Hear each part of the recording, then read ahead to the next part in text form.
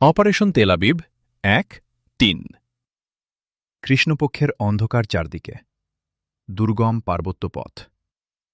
পশ্চিম দিক থেকে জর্দান নদীর স্পর্শচিহ্নিত ঠান্ডা হাওয়া এসে গায়ে শীতল স্পর্শ বুলিয়ে দিচ্ছে। নদীর পূর্ব তীরের বিভিন্ন স্থানে অস্পষ্ট আলোর রেখা দেখা যাচ্ছে। ওগুলো জর্দান সীমান্তরক্ষীদের ছাউনি। জর্দান নদীর ওপার থেকেও ইসরায়েলের বিভিন্ন পর্যবেক্ষণ ঘাঁটির ক্ষীণ আলোকরেখা দেখা যাচ্ছে। পার্বত্য পথ ধরে ধীর গতিতে এগিয়ে চলেছে চারটি ছায়ামূর্তি।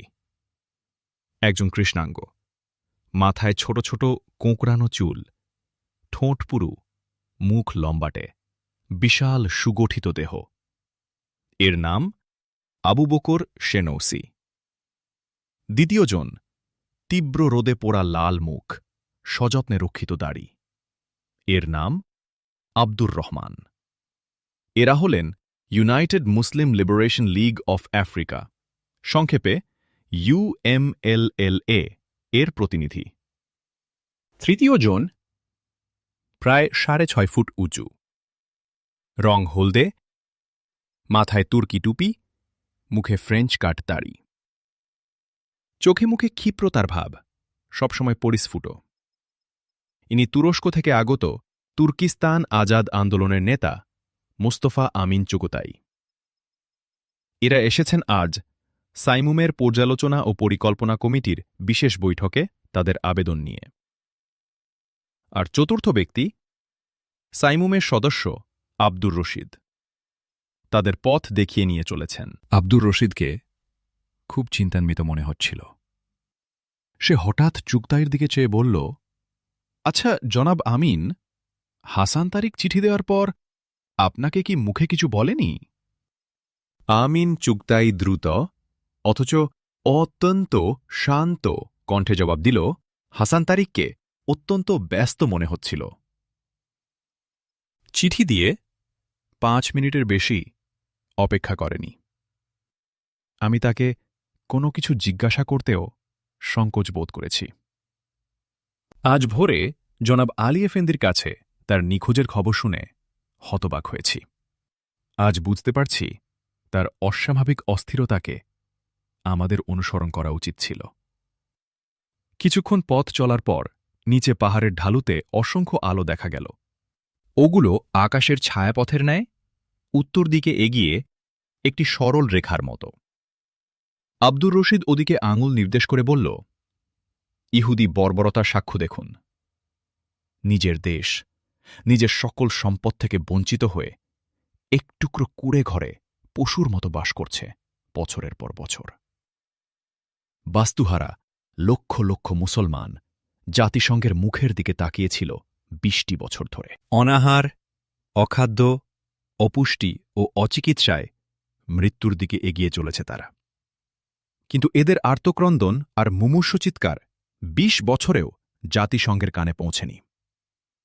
বলতে বলতে থামল আব্দুর রশিদ। তারপর আবার বলল, কিন্তু অপেক্ষার দিন শেষ হয়েছে। ধৈর্যের সকল বাঁধ ভেঙে গেছে। আমরা মানুষের উপর নির্ভর করে খেসারত দিয়েছি বহু, আর নয়। অস্ত্র তুলে নিয়েছে এবার। দুটি পথ আমাদের সামনে, হয় শহীদ নয় গাজী।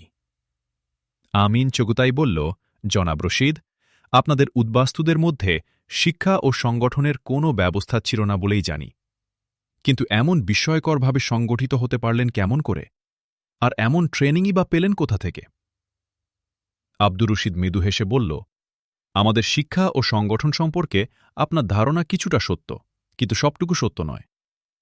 যে সময় হাজার হাজার আহত ও ছিন্নমূল মানুষের স্রোত জর্দান, সিরিয়া, ইরাক আর সিনাইয়ে প্রবেশ করে, তখন আমাদের বিশ্রামের জন্য মাটির শয্যা, খাওয়ার জন্য কূপের পানি ছাড়া আর কিছুই ছিল না।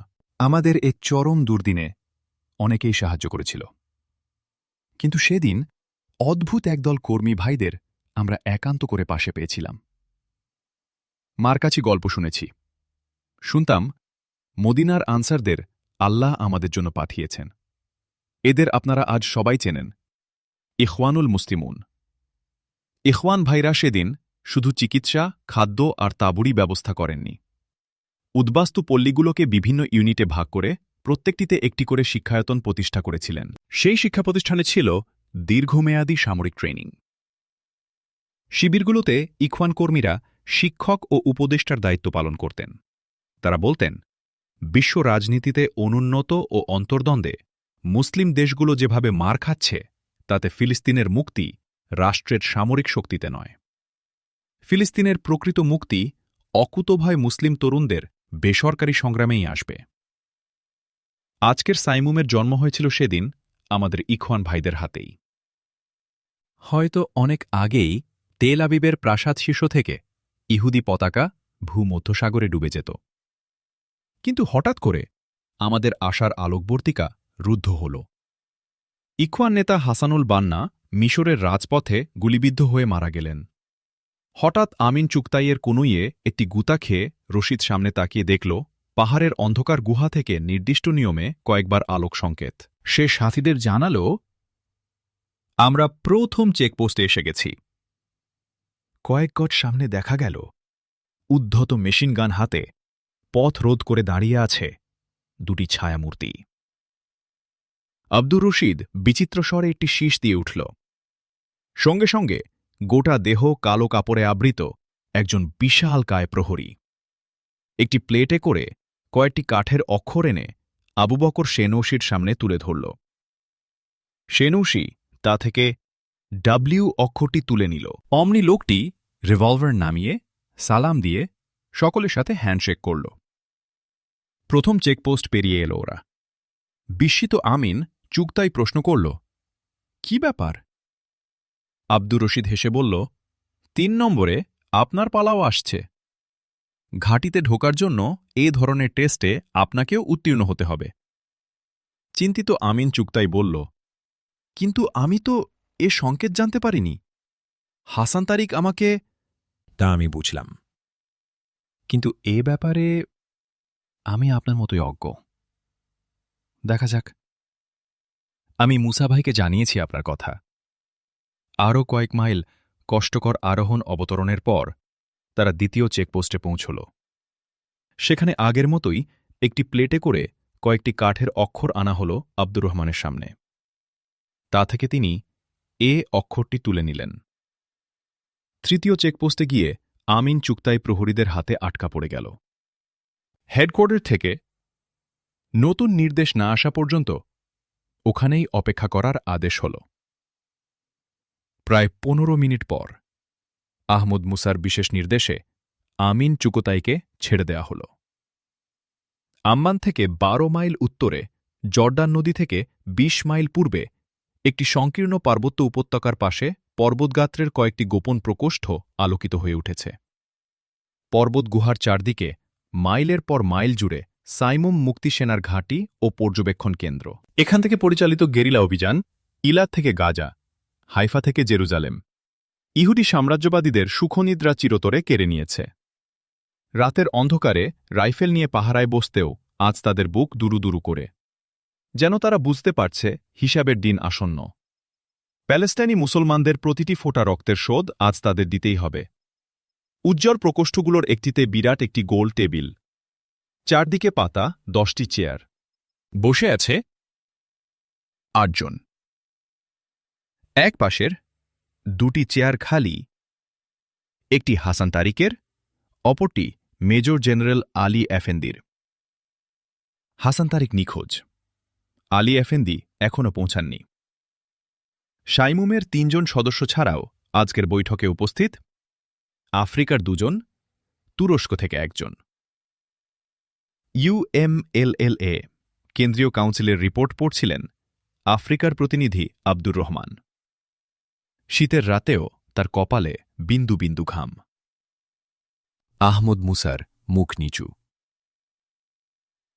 তন্ময়তার অতল গভীরে হারিয়ে গেছে সে।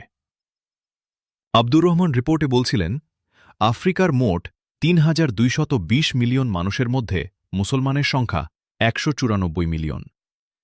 বহিরাগত ঔপনিবেশিক খ্রিস্টানসহ মোট খ্রিস্টান জনসংখ্যা ৪৭ মিলিয়ন। এরা দক্ষিণ, পূর্ব ও পশ্চিম আফ্রিকায় ছড়িয়ে রয়েছে।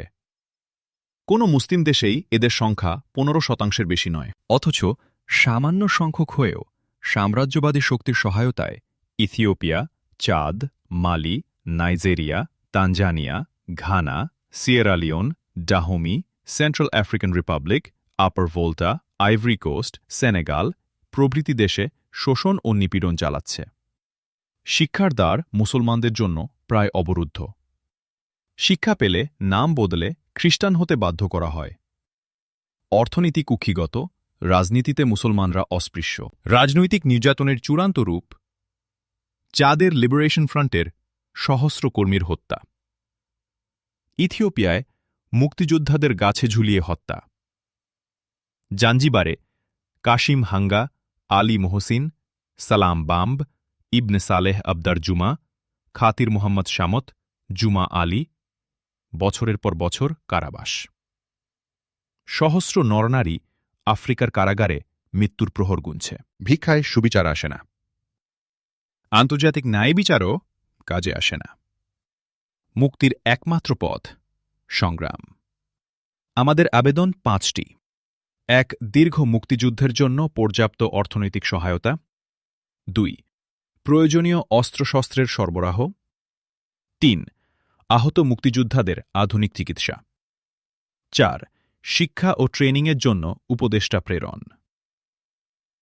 5. সাইমুম কর্তৃক নির্যাতিত মানুষের আন্দোলনের নেতৃত্ব গ্রহণ। সুদীর্ঘ রিপোর্ট শেষ।